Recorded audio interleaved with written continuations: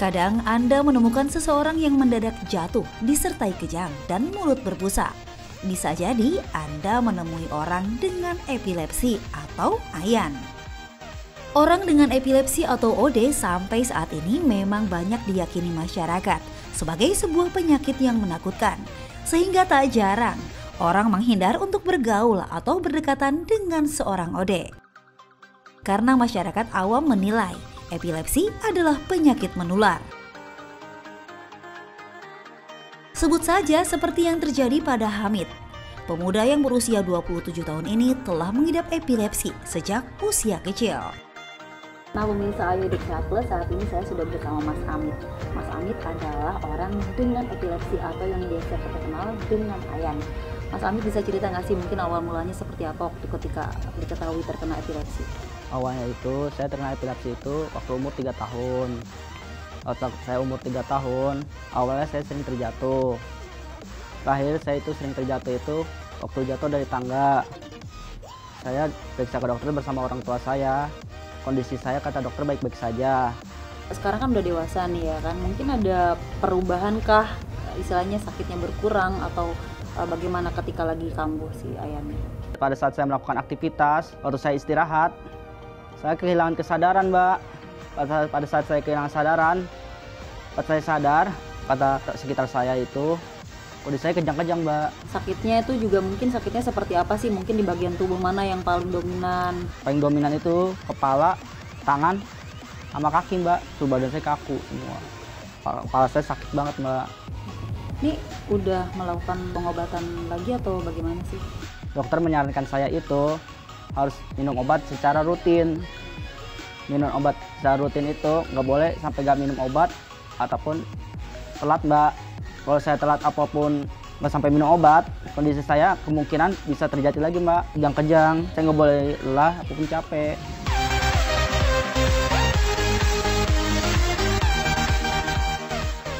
Di tengah aktivitasnya sebagai petugas studio, Hamid tetap berusaha menjaga kondisi dan juga bersikap senormal mungkin.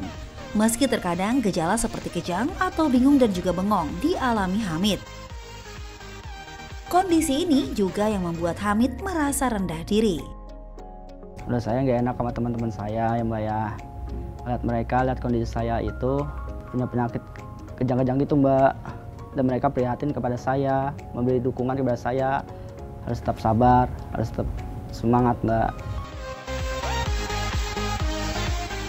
Pemirsa, kejang atau konvulsi adalah gejala umum yang biasa terjadi pada orang dengan epilepsi. Salah satu gangguan sistem kelistrikan pada saraf otak yang cukup serius ini bahkan terus meningkat.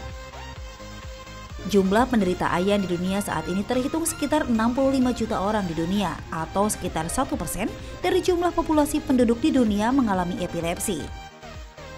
Gejala yang oleh bangsa Romawi kuno ini disebut sebagai penyakit keramat karena dikaitkan dengan gangguan kerasukan spiritual. Lalu sebetulnya apa penyebab seseorang mengalami epilepsi? Tiap epilepsi pasti kejang, tapi tidak setiap kejang merupakan epilepsi. Karena untuk epilepsi, kejangnya ini adalah unprovoked atau tidak dicetuskan oleh pencetus. Misalnya, seseorang mengalami kejang karena mengalami demam, itu bukan epilepsi. Tapi apabila orang tersebut tidak demam, tidak ada masalah dengan kesehatannya, tapi kejang berulang dengan pola yang sama lebih dari 24 jam, itu sangat mungkin adalah suatu epilepsi.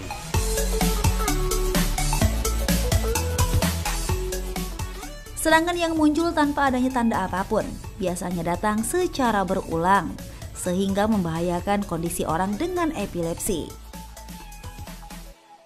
Bahkan tak sedikit di beberapa negara melarang seseorang dengan epilepsi untuk mengemudi, untuk menghindari tingginya angka kecelakaan. Hal ini kemudian menjadi ketakutan tersendiri bagi keluarga dan lingkungan, karena epilepsi adalah penyakit yang sulit disembuhkan. Mitos dan fakta seputar epilepsi pun kemudian banyak muncul dan diyakini masyarakat.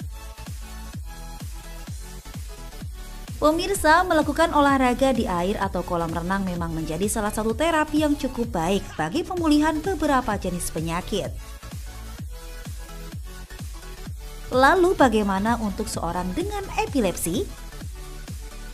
Katanya seorang OD tak boleh berada berdekatan dengan kolam. Nah, itu fakta atau mitos? Itu mitos. Karena sebetulnya penderita epilepsi itu boleh aja di mana aja, boleh dekat kolam atau dimanapun. Yang jadi permasalahan adalah ditakutkan ketika dekat kolam muncul serangan. Dan kalau muncul serangan, pasien tersebut bisa tercebur sehingga bisa terjadi tenggelam. Tapi kalau memang epilepsinya relatif terkontrol, minum obat dengan teratur, bisa hidup normal seperti biasanya.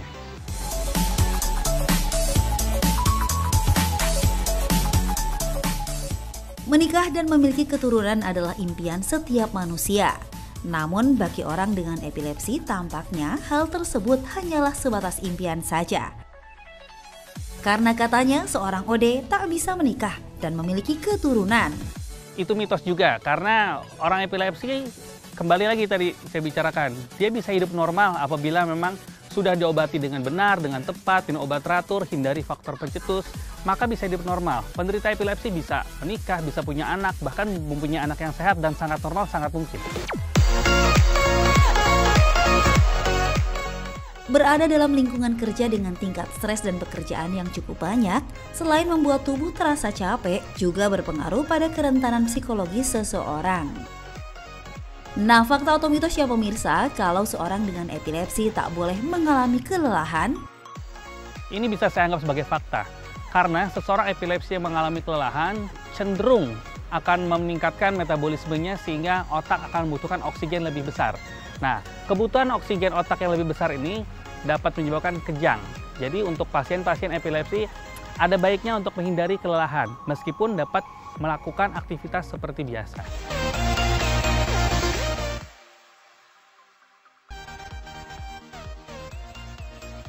Saat orang dengan epilepsi mengalami kejang, mulutnya mengeluarkan air liur dan membuat kekhawatiran akan penularan penyakit tersebut, sehingga membuat orang takut berdekatan dan menganggap epilepsi bisa tertular melalui air liur.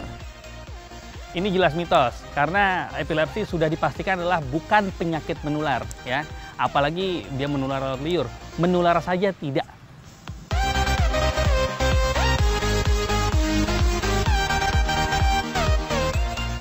Mitosnya bahkan seorang OD juga katanya tak boleh bermain game karena dikhawatirkan efek lampu kedip bisa membuat kejang terjadi. Tapi itu fakta atau mitos ya pemirsa? Ini saya anggap sebagai fakta, karena memang untuk mencetuskan gelombang kejang di otak itu dapat dilakukan dengan lampu kedip atau kita sebut namanya fotik. Yang kedua bisa dilakukan dengan hiperventilasi atau nafas lebih menjadi cepat dan dalam seperti orang ngos-ngosan ya. Nah, apabila orang yang epilepsi ini memang sebaiknya menghindari lampu kedip, misal sirine ya, kemudian lampu kelap-kelip atau bahkan terlalu lama bermain dengan layar handphone atau layar gadget di kondisi yang gelap.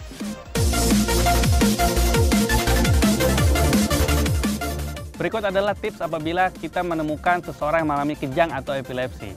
Yang pertama adalah jangan memasukkan sesuatu apapun ke dalam mulutnya.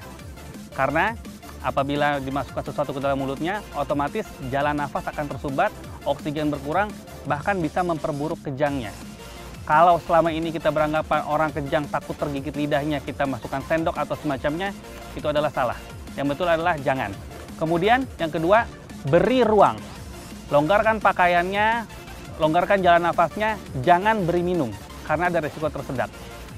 Kejang ini biasanya muncul tidak terlalu lama, mungkin sekitar 3-5 menit. Nanti akan berhenti sendiri. Segera cari pertolongan terdekat dan bawa ke rumah sakit. Untuk yang sudah mengalami epilepsi atau sedang menjalani pengobatan epilepsi, tipsnya adalah selalu konsumsi obat tersebut dengan waktu yang tepat dan frekuensi yang tepat juga. Artinya begini, apabila diminta meminum obat sehari selama 3 kali, bukan hanya frekuensinya 3 kali, tapi jamnya juga harus sama. Pagi jam sekian, siang jam sekian, dan malam jam sekian. Kemudian obatnya harus dikonsumsi terus-menerus sampai diberhentikan oleh dokternya. Jangan pernah menghentikan obat ini sendiri. Karena kenapa? Apabila dihentikan sendiri, justru nanti akan mengulang pengobatan dari awal. Menurut teori, orang yang bebas kejang 2 tahun akan dapat dihentikan obatnya. Dan tips yang terakhir adalah, apabila sudah mengalami epilepsi, maka hindari faktor pencetus yang bisa menyebabkan kejang. Misal, cahaya kelap-kelip atau cahaya gadget yang terlalu sering ya. Kemudian hindari kondisi-kondisi yang membuat terlalu lelah seperti berpanas-panasan, olahraga yang sangat high impact, maraton seperti itu. Tapi selain kondisi tersebut, orang epilepsi dapat hidup dengan normal, tidak ada masalah. Dan selalu jaga kesehatan, banyak minum air putih. Pemirsa, kini Anda sudah paham kan apa itu epilepsi? Dan bagaimana penanganan yang tepat agar orang dengan epilepsi bisa berada dalam kondisi yang normal? Semoga informasi tadi berguna bagi Anda.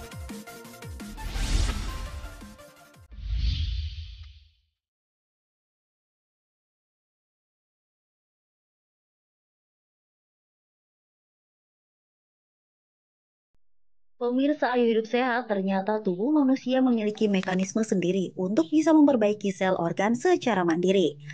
Hal ini dapat terjadi saat tubuh dalam kondisi sakit. Penasaran apa saja bagian tubuh yang bisa memperbaiki sendiri? Berikut ulasannya. Di posisi ke-6 ada sel otak. Sel otak merupakan bagian tubuh manusia paling penting karena bertugas mengatur gerakan, perilaku, dan fungsi pada tubuh. Menurut sebuah penelitian ditemukan bahwa sel otak, terutama sel saraf, bisa meregenerasi dirinya sendiri setelah cedera. Begitu pula jika pelindung sel otak yang dikenal dengan myelin itu rusak, maka myelin bisa diperbaiki secara alami.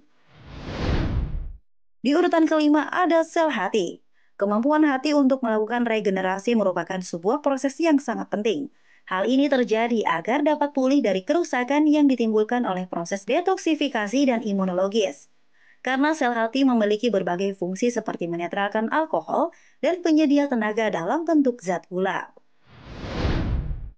Di urutan ke-4 ada pankreas. Pankreas adalah kelenjar kecil yang terhubung ke hati dan usus kecil.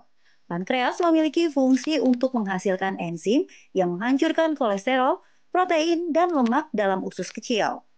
Untuk memulihkan organ pankreas, Anda disarankan untuk berpuasa. Sebuah penelitian mengungkapkan bahwa dengan berpuasa akan menghasilkan sel khusus bernama sel beta. Sel beta inilah yang akan mendeteksi kadar gula darah. Di urutan ketiga adalah hormon. Hormon adalah zat yang bergerak dalam aliran darah ke jaringan dan organ. Jika jumlah hormon dalam tubuh berubah, maka akan mempengaruhi fungsi tubuh tertentu. Dengan tidur yang cukup, pertumbuhan hormon akan berkembang menumbuhkan zat-zat baru. Selanjutnya di posisi kedua adalah sel jantung. Sebuah penelitian terbaru mengungkapkan bahwa perkembangan sel kardiomiosit yang membentuk otot jantung memberikan kontribusi untuk pertumbuhan kesehatan hati manusia. Untuk mempercepat prosesnya, pemirsa harus memakan makanan yang mengandung zat neokardiogenik seperti kacang kedelai dan kacang hijau. Di urutan pertama adalah tulang rawan. Salah satu jenis tulang rawan adalah tulang hilain. Hilain berfungsi memelihara pertumbuhan tulang rawan itu sendiri. Meski tidak meregenerasi secara cepat, Anda bisa mengkonsumsi madu dan vitamin B12 untuk bisa meningkatkan perbaikan tulang rawan.